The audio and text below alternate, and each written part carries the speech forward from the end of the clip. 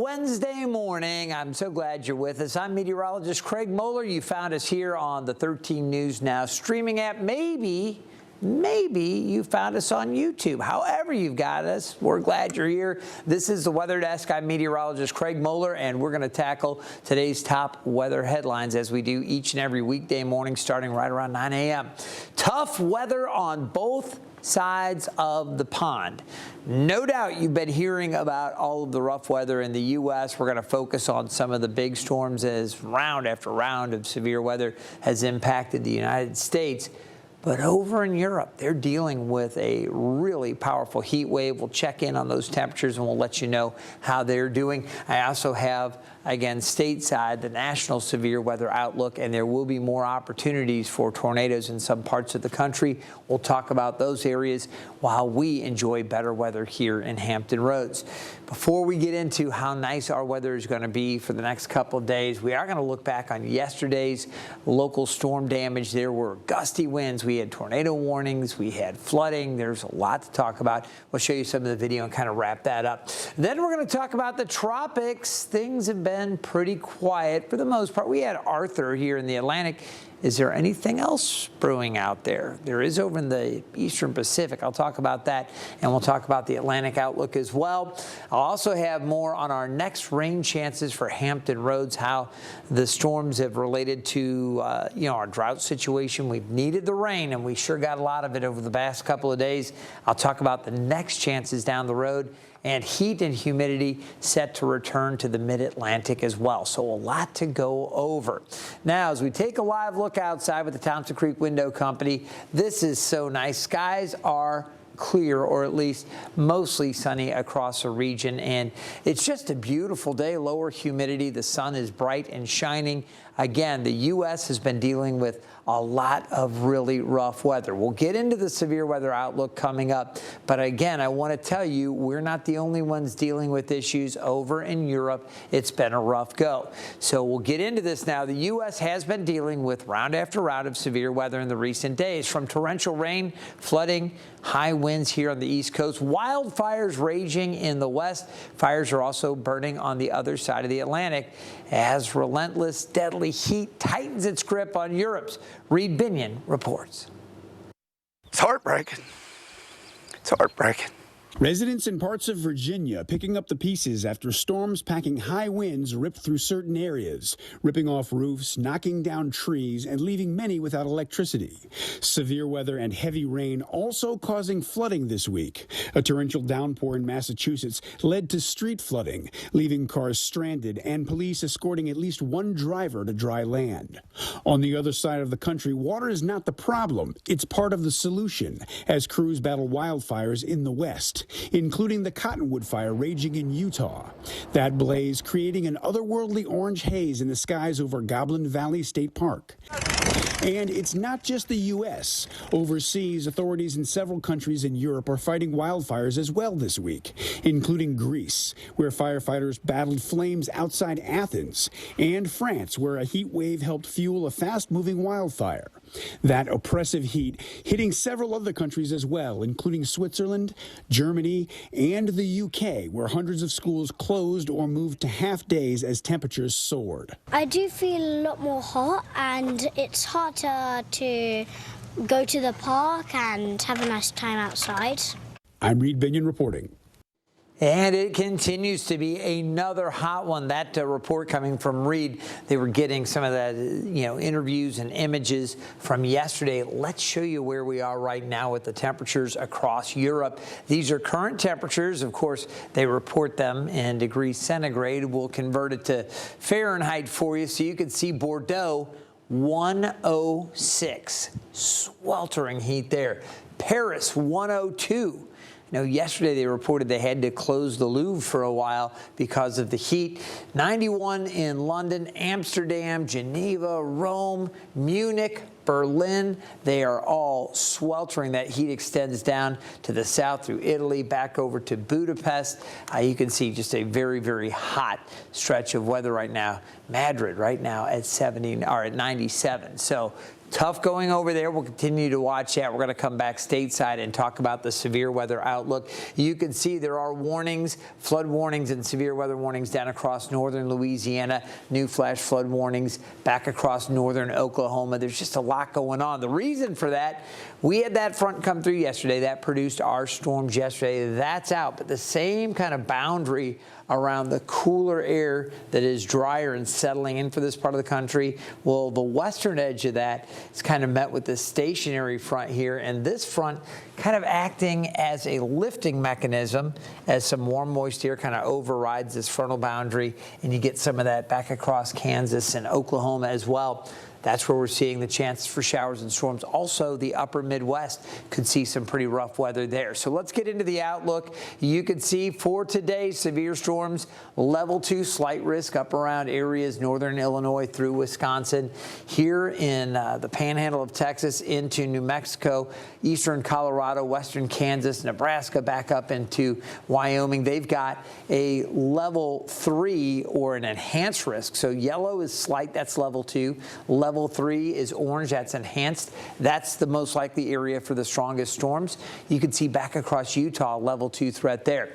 Hail potential is greatest in these areas from Wisconsin and northern Illinois, and then back out across eastern Colorado up into Wyoming. Obviously, wind's going to be an issue, but I'm really concerned with tornadoes in this area east of Denver, and again, Chicago back over to Wisconsin. They need to watch out as well. This area here, including Sterling, back over to Fort Collins, Cheyenne, just east of Denver, they need to be very mindful as there's a little bit better chance for tornadoes there. I'll mention this as well. Chicago, major metropolitan area.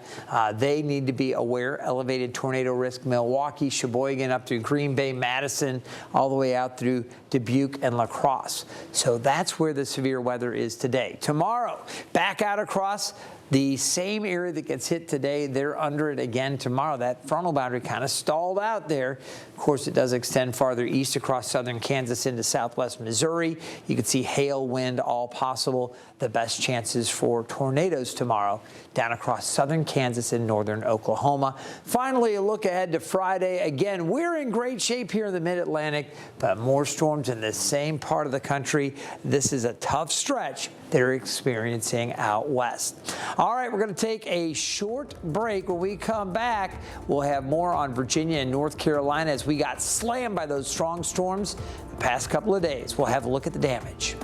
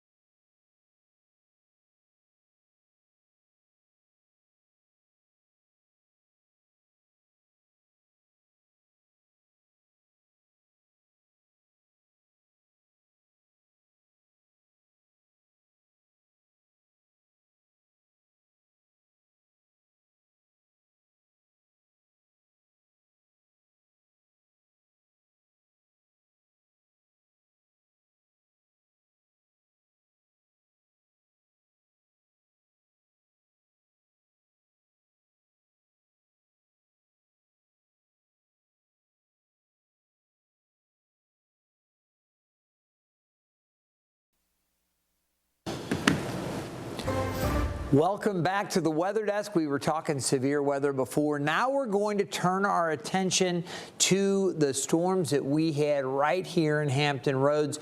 And before we get into that, I just want to let folks know, remember the rain, the heavy rain that we had is falling over areas that were so dry. It has fallen over these areas. Severe drought to extreme drought. Guys, it came in buckets, but we needed that rain.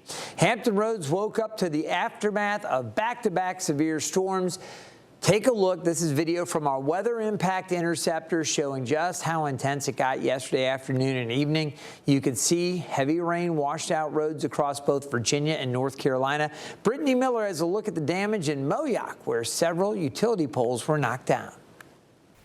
When we came out, we're like, they're all down. Utility poles in Moyock fell from the sky Tuesday afternoon as a storm moved through northeast North Carolina and Hampton Roads. It was just massive downwards rainfall. The wind was picking up, and we started having like a good amount of water being pushed through our garage doors. Faith Guard and Taryn Freeman were working at Hemp Haven Wellness Dispensary on Caratoke Highway when the storm started. It sounded like a truck coming through at one point, so that's when we were all like, all right, let's shut everything down. Just before 4 o'clock, the National Weather Service issued a tornado warning for Moyock, meaning a tornado's been spotted or indicated by radar. Freeman and Guard say they got an alert telling them to shelter right now. And then the lights just cut. Like, it was just out. As soon as the thing came in, it was like lights out. When they walked outside, the ladies say it was clear why they and thousands of others lost power. Multiple utility poles were snapped and laying near the highway. It had to have gone like through it because there's at least 10 down. Traffic slowed to a standstill because of the down power poles. Soon, Dominion Energy and their contractors were on the scene. According to a Dominion spokesperson, straight line winds and lightning are behind the broken poles. As repairs got underway, Guard and Freeman say they're just relieved the storm has passed. I think most of us were just worried about like family and little kids at home. All right, so we had that need for the heavy rain. Obviously, some powerful systems coming through. Want to show you the rainfall that was observed across the region yesterday. Almost 2¼ inches in Norfolk, 2.04 in Chesapeake, just under 2 inches in Suffolk. 2.4 inches out in Emporia. We had over an inch in Newport News and Wakefield. Melfa about an inch and a half. Virginia Beach and Elizabeth City both over an inch as well. This was a good soaking rain. 1 3/4 inches down around Currituck.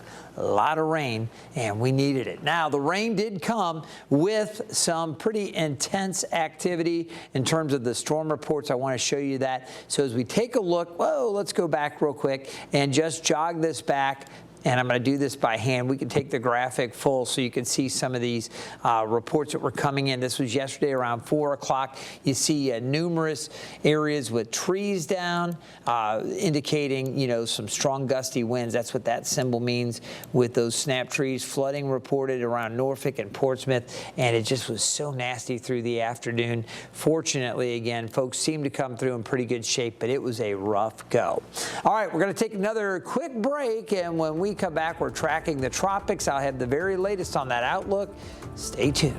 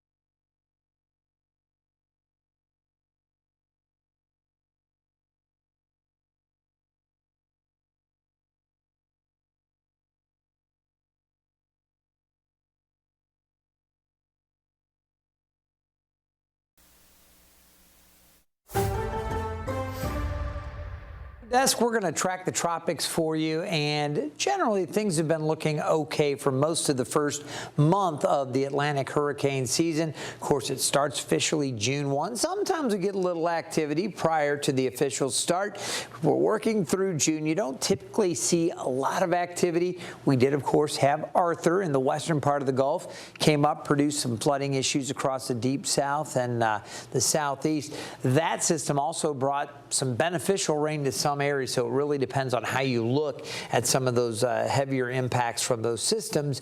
I can tell you, as we look across the region, historically in July, we start to see a little more activity picking up, but it really shoots up August, and then the peak coming in that end of the first week of September, right around the 10th, and then it starts to come back down. But typically August and September are the really busy times into October. Things really die down after that. Let's take a look at what's happening right now. And honestly, in the Atlantic, not much. The Gulf is very quiet right now. There is some convection down in the Bay of Campeche. We'll watch that. For the Caribbean, the Western and Central Caribbean, very quiet. A little bit of storminess over the Southeastern Caribbean, but nothing that is organized. And the rest of the Atlantic basin here, very, very quiet. So things are looking good. We do have a frontal boundary that is off to the south and southeast of us. It is a cold front right now. As that stalls and kind of arcs back towards Kansas and Colorado, I talked about that with the severe weather outlook. Sometimes when you get a frontal boundary that stalls out and it's starting to decay a little bit, you can get little spin-ups, little tropical systems that can develop. So I'll say we'll watch it, but at this point, no tropical activity expected over the next 7 days.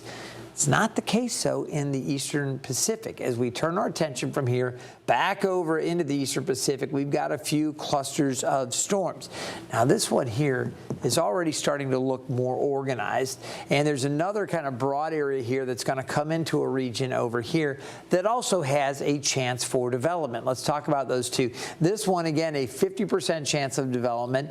Not a threat to land right now, something we'll watch. It's moving away from Mexico, so neither one of these a great threat. This area here, not really expected to develop in the next couple of days, but there is that 50% chance of development as you look out over the next 7 days. So we're going to be watching that. This one more likely to become the next system in the Eastern Pacific.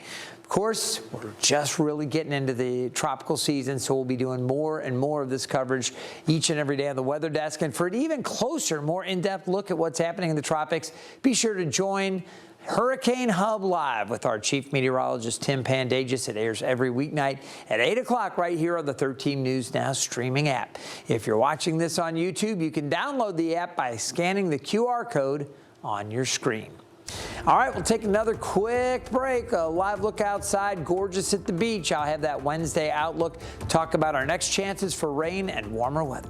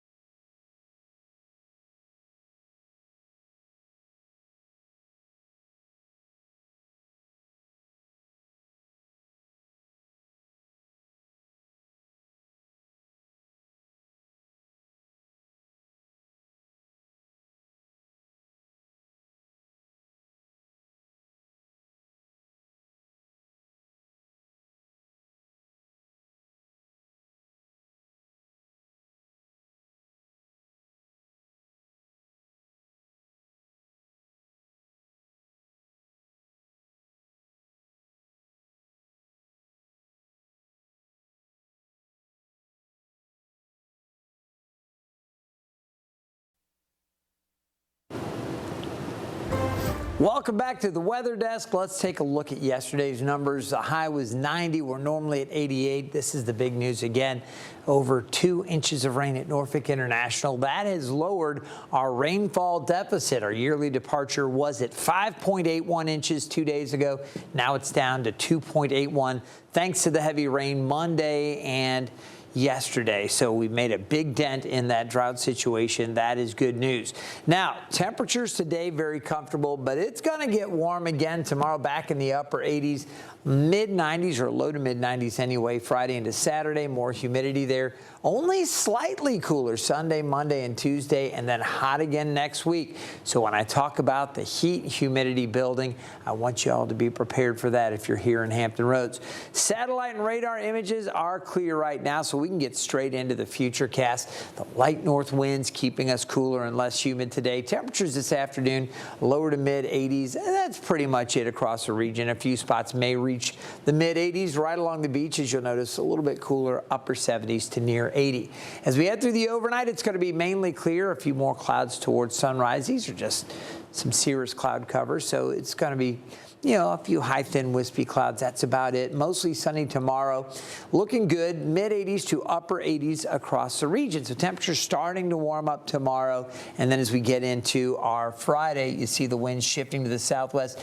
This is where the humidity and the heat will start to crank in, start to build up. Mid 90s. It is going to be a hot one. I don't think we're going to see much in terms of wet weather on Friday. There might be a lonely shower trying to pop up, or maybe even a stray storm, but it doesn't look like too much there. The better chances for wet weather, we might see a few showers passing overnight. By sunrise, we should be in pretty good shape. I think early Saturday looks okay. Saturday afternoon, more chances for storms. So that's when we'll see our better chances. Grass pollen is moderate. We've got weed and mold allergens low. Again, sunshine showing you that. You can see a ship heading out of port. Things looking really good right now with light winds. Dew points are in the low 60s. Yesterday we had dew points in the mid 70s. The humidity low again tomorrow, but building Friday to Saturday. Pretty oppressive over the weekend. Know that that's coming. Surfers out and enjoying the nice conditions at the ocean front. If you've got plans to get out to the beaches, sunshine, use that sunscreen. UV index very high. Surf height 2 to 3 feet, and the rip current threat is low. Out on the water, again, the winds easing and the wave action kind of relaxing a little bit, but still 2 to 3 feet on the bay and 3 to 4 foot seas just off to the east of Virginia Beach. Low tide this morning at 11:43. So the highs will range from the low 80s to mid 80s across the region today. At the beaches, upper 70s to near 80. You'll also see upper 70s on the eastern shore around Matthews. Low to mid 80s for the peninsula. Northeast North Carolina, low to mid 80s there. Upper 70s at the Outer Banks. Great stretch of weather today. Tonight, seasonable 69, and tomorrow back up to 88. Looking good, mostly sunny. Now, after that, we do see the temperatures warming up. Mid-90s Friday and Saturday. Temperatures staying close to 90 Sunday into Monday. Should enjoy more sunshine into early next week. I'll remind you again, if you want to stay up to date with the latest news, traffic, and weather on the go, download the 13 News Now app. You can scan that QR code on the screen, and you'll have full access. I want to thank you for joining us here on the Weather Desk. Remember, we do it each and every day starting at 9. We'll see you next time.